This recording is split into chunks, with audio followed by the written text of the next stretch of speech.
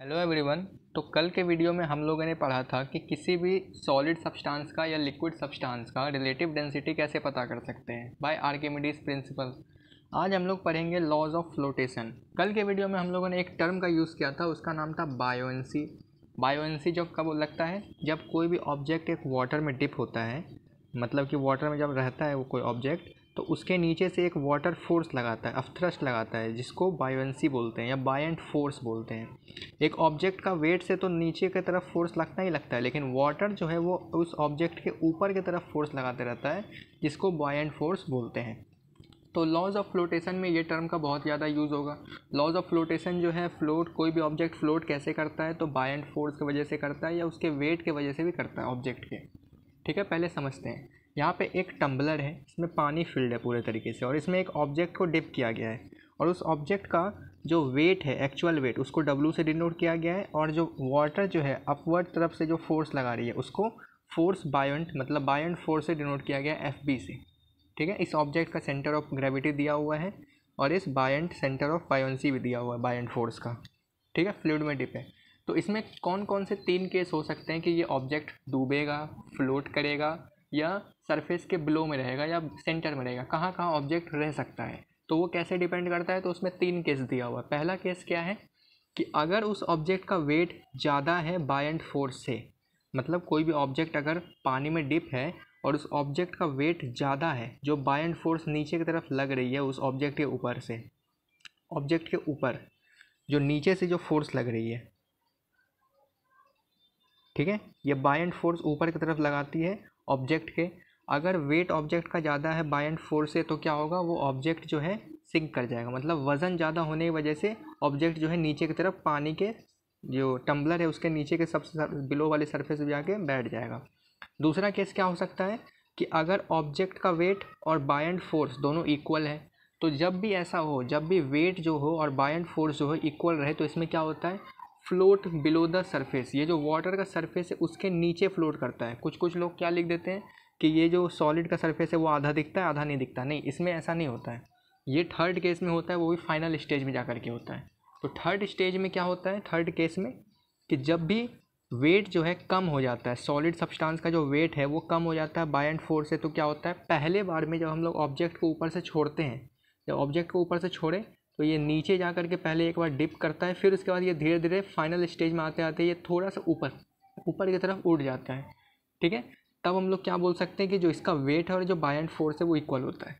ठीक है, इसमें हम लोग डायरेक्टली नहीं लिख सकते हैं कि वेट इज इक्वल टू, अगर बायंट फोर्स है तो वो फ्लोट बिलो द सरफेस, ये नहीं होगा।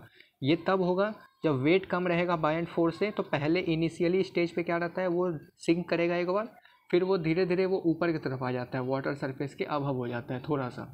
आधा पार्ट जो होता है वो ऊपर रहता है और आधा पार्ट जो होता है वो नीचे की तरफ रहता है। ठीक है, अब हम लोग जानते हैं लॉज ऑफ फ्लोटेशन होता क्या है, डेफिनेशन क्या है, या इसको हम लोग कैसे लिख सकते हैं, होता मतलब मेन इसका मोटिव क्या है लॉज ऑफ फ्लोटेशन का।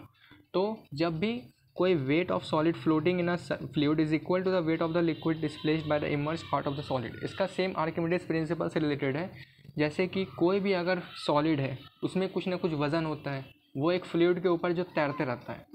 तो अगर किसी भी सॉलिड सब्सटेंस को अगर हम लोग वाटर में डिप करते हैं, किसी भी सॉलिड सब्सटेंस को जो वाटर में डिप किए, तो ये जितना हिस्सा इसका वाटर में डिप है, मतलब ये जो इतना हिस्सा वाटर में डिप है, वो जितना वाटर को डिस्प्लेस कर रहा है, मतलब अपनी लेवल को, वाटर के लेवल को ऊपर कर रहा है या कहीं और दूसरे टम्बलर में कलेक्ट कर रहा है, इस होल के थ्रू कुछ भी हो सकता है, जितना वाटर ये डिस्प्लेस कर रहा है वो क्या होगा, इक्वल होगा।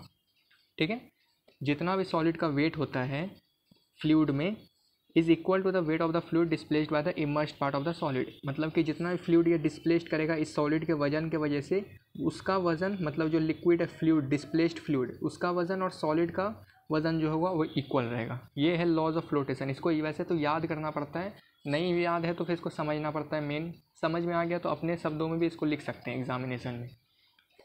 अब हम लोग इसको रिप्रेजेंट कैसे कर सकते हैं, तो इसको समझने के लिए पहले हम लोग को जानना पड़ेगा कि लॉज ऑफ फ्लोटेशन जो हम लोग समझ चुके हैं, अब इसको रिप्रेजेंट कैसे करेंगे। तो किसी भी बॉडी का, अगर कोई हम लोग सामान को हम लोग पानी में डाल रहे हैं, तो उसका हम लोग को वॉल्यूम पता होना चाहिए। जब उसको मल्टीप्लाई कर देंगे उसी बॉडी के डेंसिटी से, डेंसिटी से मतलब उसका मास बाय वॉल्यूम करके हम लोग ऑब्जेक्ट का निकाल सकते हैं। अगर वो इरेगुलर सॉलिड है तो उसका हम लोग कैसे निकालेंगे, वो था डिस्प्लेसमेंट मेथड से हम लोग निकाल सकते हैं। अगर रेगुलर सॉलिड है तो उसका हम लोग कैसे निकाल सकते हैं, या तो उसका वॉल्यूम पता होना चाहिए किस शेप का है, क्यूब है, क्यूबॉइड है, स्फीयर है, या किस शेप का है वो, तो हम लोग उससे हम लोग क्या निकाल सकते हैं, वॉल्यूम पता कर लेंगे। उसी प्रकार से हम लोग को डेंसिटी हम लोग को पता होना चाहिए।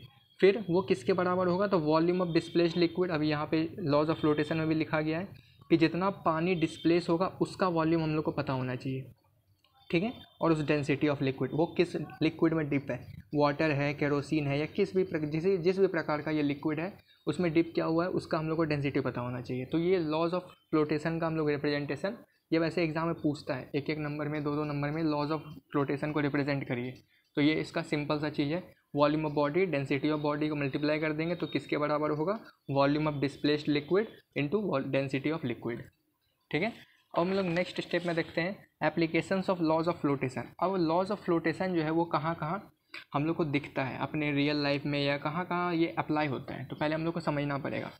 तो एक आयरन शिप जो होता है वो फ्लोट करता है ईजिली, इसका हम लोग यहाँ पे मतलब दिया हुआ अच्छे तरीके से एक्सप्लेनेशन। तो आयरन का शिप हम लोग देखते हैं बहुत बड़ी बड़ी जहाज़ जो होती है समुद्र के ऊपर बहुत ईजिली तैरती है, जबकि उसका वज़न तो ज़्यादा होता है। वो डूबता क्यों नहीं है ज़्यादा वज़न होने की वजह से, क्योंकि यहाँ पे हम लोगों ने पढ़ा था कि अगर वेट ज़्यादा है, ऑब्जेक्ट का वेट ज़्यादा है पानी में, तो वो बाय एंड फोर्स ज़्यादा वर्क नहीं कर पाता, तो वो ऑब्जेक्ट सिंक कर जाता, लेकिन शिप नहीं सिंक कर रहा। तो इसका क्या रीज़न होगा, तो इसका एप्लीकेशन हम लोग अभी जानेंगे, ठीक है। If an iron nail is placed on the surface of water, एक किसी भी टम्बलर में या गिलास में पानी फील्ड है, उसमें एक आयरन का नेल हम लोग अगर छोड़ देते हैं, आयरन का नेल अगर छोड़ दिया उस वाटर में, तो हम लोग क्या देखेंगे, वो धीरे धीरे धीरे सिंक कर जाएगा। सिंक क्यों करता है, तो इसका मेन रीज़न यही है कि वाटर का जो डेंसिटी है वो आयरन के नेल से कम हो जाता है, ठीक है। वाटर का जो डेंसिटी होता है वो आयरन नेल से कम रहता है, इसी वजह से वेट ज़्यादा होने के नेल के जो वेट है वो ज़्यादा होने की वजह से वाटर के अंदर सिंक कर जा रहा है। वही चीज़ लिखा हुआ, because the density of iron nail is greater, ज़्यादा होता है दैन दैट ऑफ वाटर से, hence the weight of the nail would be more than the upthrust of water on it due to which the nail sink in water. जिसकी वजह से क्या होता है, जो नेल का वेट है वो ज़्यादा हो जाता है, जो वाटर से जो अपथ्रस्ट लग रहा है, मतलब बाय एंड फोर्स जो लगा पा रहा है वाटर, वो बहुत कम हो जाता है इस वेट के हिसाब से। इसी की वजह से जो नेल है वो सिंक कर जाता है, ठीक है। अब वेयर एज, अब शिप के बारे में हम लोग जानते हैं, शिप क्यों नहीं डूबता। Ship has large empty space in it which is occupied by air.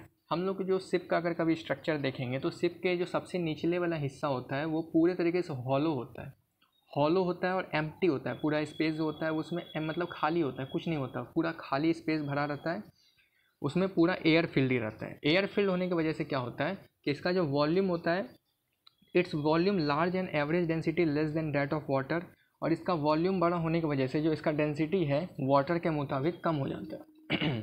हम लोग ये डेंसिटी में भी पढ़े थे कि डेंसिटी का पहले हम लोग फॉर्मूला में देखे हुए हैं। डेंसिटी का क्या होता है, मास बाय वॉल्यूम। अगर हम लोग को डेंसिटी किसी भी ऑब्जेक्ट का कम करना है तो वॉल्यूम को क्या करना पड़ेगा, बढ़ाना पड़ेगा।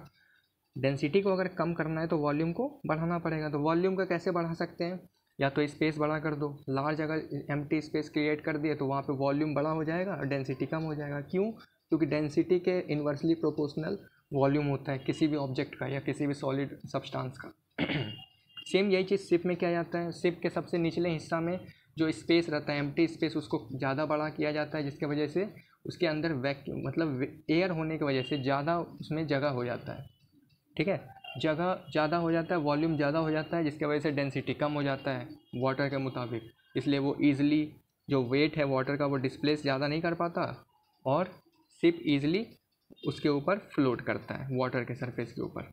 हम लोग आइसबर्ग के एक एग्जांपल देखते हैं। हम लोग आइसबर्ग पहले समझते हैं होता क्या है। आइसबर्ग एक तरीके से पहाड़ टाइप का बोल सकते हैं जो आइस से पूरा होता है, और ये पानी के सब मतलब कि नीचे ही होता है, पानी के नीचे ही होता है। मतलब कि अगर मान लीजिए ये समुद्र है तो समुद्र में आइसबर्ग जो होगा वो इस तरीके से कुछ हल्का सा हिस्सा दिखाई देगा और इसके नीचे पूरा बड़ा सा पहाड़ रहता है बना हुआ,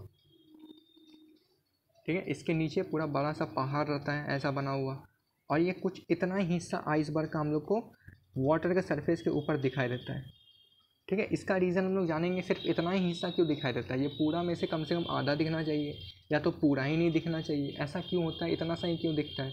इसकी वजह से बहुत सारा मेजर एक्सीडेंट भी हो जाता है। कोई बड़ी बड़ी जहाज़ अगर जाते रहती है, इस चीज़ को छोटा समझ के वो कोई जहाज़ जो होती है इसको चैलेंज कर देती है कि अच्छा छोटा सा ही तो है, टूट जाएगा, कोई दिक्कत नहीं, टकराते हुए चले जाते, लेकिन होता रियली में ये बहुत बड़ा है। जैसे टाइटैनिक का भी यही हाल हुआ था। टाइटैनिक कैसे डूबा था? तो यही आइसबर्ग की वजह से ही डूबा था। ठीक है, तो हम लोग समझेंगे आइसबर्ग वाटर के ऊपर फ्लोट क्यों करता है, और करता भी है तो इतना हिस्सा ही क्यों करता है। तो हम लोग पहले जानते हैं कि डेंसिटी ऑफ आइस जो होता है वो कुछ 1 ग्राम से कुछ सेंटीमीटर ही कम रहता है। तो आइस का डेंसिटी कितना है? 0.917 ग्राम पर सेंटीमीटर क्यूब। वही वाटर का क्या होता है? 1 ग्राम सेंटीमीटर पर सेंटीमीटर क्यूब होता है। कुछ मात्रा कम होने की वजह से ये हल्का सा इसका पोर्शन जो है आइस का, वो सरफेस के ऊपर रहता है और वह फ्लोट करते रहता है। और वही इसका डेंसिटी वाटर के कुछ हद तक मतलब कि पहुंचने तक रहता है, इसलिए ज़्यादातर हिस्सा जो है इसका वाटर के अंदर। हम लोग नेक्स्ट वीडियो में और भी कुछ एप्लीकेशंस जानेंगे लॉज ऑफ फ्लोटेशन से रिलेटेड, जैसे कि सबमरीन कैसे वो अपने आप को स्टिमुलेट कर पाता है कि वो पानी के ऊपर भी तैर पाता है और पानी के नीचे भी जा कर के तैर पाता है। तो सबमरीन के बारे में जानेंगे, कुछ फ़िश का हम लोग फ्लोटेशन जानेंगे कि फ़िश अब कैसे तैरती है पानी में। जैसे सी वाटर में हम लोग कैसे तैर लेते हैं, वही ये ओशन में सी वाटर जो हो गया उसमें हम लोग कैसे तैर लेते हैं, लेकिन वही रिवर में हम लोग थोड़ा डूबने का खतरा ज़्यादा रहता है। ये सब चीज़ हम लोग नेक्स्ट में देखेंगे, क्योंकि और भी बहुत सारा एप्लीकेशंस दिया हुआ है। उसके साथ हम लोग कुछ क्वेश्चंस भी डिस्कस करेंगे चैप्टर यही डेंसिटी से रिलेटेड, रिलेटिव डेंसिटी फाइंड करने के लिए, और फ्लोटेशन वाला कुछ न्यूमेरिकल्स भी रहेगा इससे रिलेटेड। ये सब नेक्स्ट वीडियो में देखते हैं। तब तक के लिए थैंक्स फॉर वॉचिंग।